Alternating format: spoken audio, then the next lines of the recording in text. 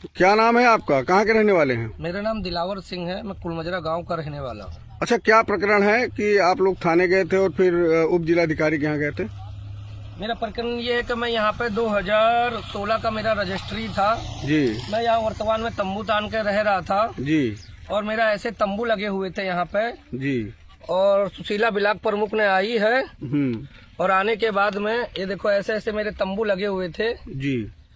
और यहाँ पे मैं रह रहा था जी। और ये नल भी लगा हुआ था मेरा यहाँ पे, जो जी। कल वर्तमान में दरोगा जी ने आकर फोटो खींचा था सारा सामान का और सबकी वीडियो बनाई थी।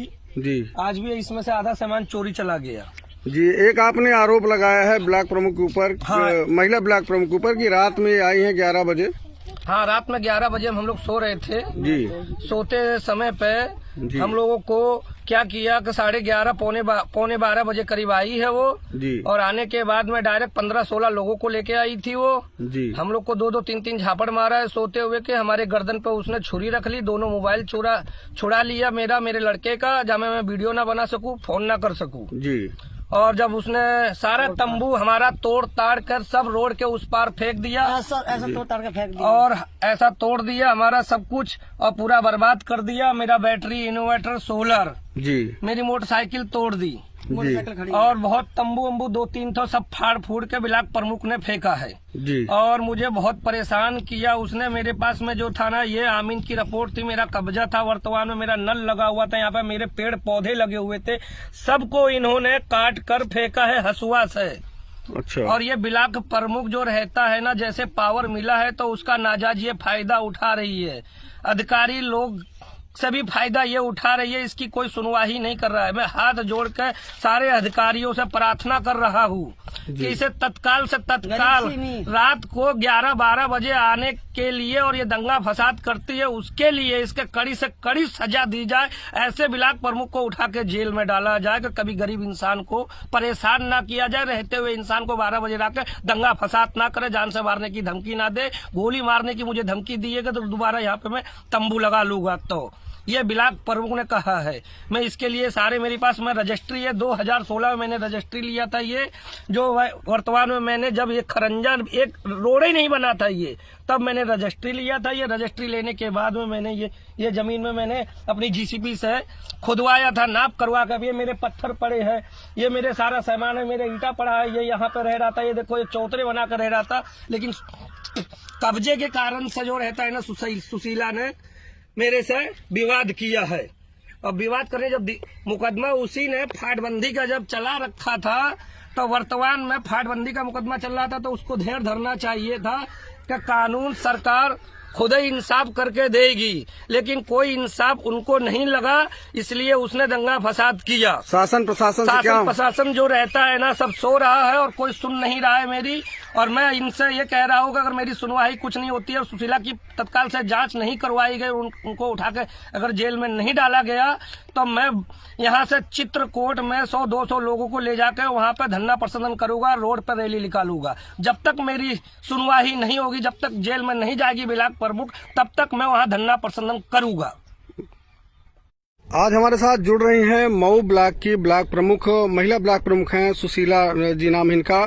जैसा कि अभी हाल फिलहाल में एक मामला तूल में है, बहलिया समाज के लोगों ने इनके खिलाफ कई आरोप लगाए हैं कि हमारी रात में घुस के हमारे टेंट की तोड़फोड़ करती हैं और हमारे घर को उजाड़ दिया जाता है। ऐसे तमाम आरोपों में घिरी हुई है, जिसके चलते जी बहन जी बताएं क्या प्रकरण है पूरा? जी, मेरा नाम सुशीला देवी है। मैं भारतीय जनता पार्टी से ब्लॉक प्रमुख मऊ हूँ। दरअसल 2018 में मैंने जमीन खरीदा था एससी से ही। 2 बीघा मैंने खरीदा था और 1 बीघा शायद इसने खरीदा था, दिलावर बहलिया ने, पूजा देवी ने। तो इस पे पत्थर गड्डी हो चुकी है, नाप हो चुकी है। मैं जब भी कब्जा लेने आती हूँ तो ये मुझे 100 बहलिया आकर के चिल्ला करके गाली गलौज करके भगा देते हैं। इसलिए मुझे मजबूरन यहाँ से जाना पड़ता है, क्योंकि हमारे पास इतने लोग नहीं है कि मैं इतनी सारी, ना मैं लड़ाई लड़ना चाहती हूँ, ऐसे लड़ाई नहीं करना चाहती पंचायती में कि लोगों को इकट्ठा करके हम मारपीट करें, ये मुझे अच्छा नहीं लगता है। अच्छा बहन जी, ये बात सत्य है कि रात में आप 16-17 लोगों के साथ आके इनके टेंट में तोड़फोड़ की और मारपीट की? जी नहीं, ऐसा नहीं है। रात में ये टेंट लगा रहे थे तो हमारे मोहल्ले के कोई शौचालय के लिए शौच के लिए आए हुए थे। उन्होंने देखा कि 10-15 बहलियां मिल करके टेंट लगा रहे हैं, हल्ला मच रहा था, खोद रहे थे, वो कर रहे थे, तो समझ में आ गया वो उस शौचालय शौच के लिए बैठा था। तो वो जा करके मुझे 11:30 बजे रात को बताया कि वो वहाँ पे बहलिया लोग लगता है वो कर रहे हैं, टेंट लगा रहे हैं, शोर हो रहा है। तो हम और हमारे बहन की बहू हम लोग एक साथ रहते हैं, तो वहाँ से अपने भतीजों को लेकर के पैदल 3 लोग रात को आए देखने। क्योंकि मेरी छोटी सी फैमिली और हमारे माँ बाप बुजुर्ग हैं, तो हम केवल 3 ही लोग रहते हैं। तो हम रात को जब यहाँ पे आए तो उन लोगों ने देखा, तो उन लोगों ने हमसे मतलब मुझे देखते ही वो लोग गाली गलौज करने लगे कि मैं यहाँ से चली जाऊँ। मारपीट की, हमसे मारपीट भी किया, मेरे बाल नोच लिए, हमारे पीठ पे पत्थर से मारा गया और हम लोगों को भगाने लगे। फिर मैंने 100 नंबर के 112 नंबर को मैंने फोन किया, 112 नंबर आई। तो 112 नंबर के सामने भी जैसे 112 नंबर वालों को मैंने फोन किया, वैसे ही उनके 15 लोग थे, वो लोग हमको धमकी दिए कि मैं सुबह तुमको जेल भिजवा दूंगा अपने सामान की चोरी में, कि तुमने मेरे साथ मारपीट किया है, चोरी किया है। और उन लोगों ने जो सामान लाए थे कब्जा करने के लिए, यहाँ पे जो सामान गाड़ी में भर करके लाए थे सब उठा करके फेंक दिए, इधर उधर फेंकने लगे। और जब 100 नंबर आई पास में आ गए तो सारे लोग चले गए हैं।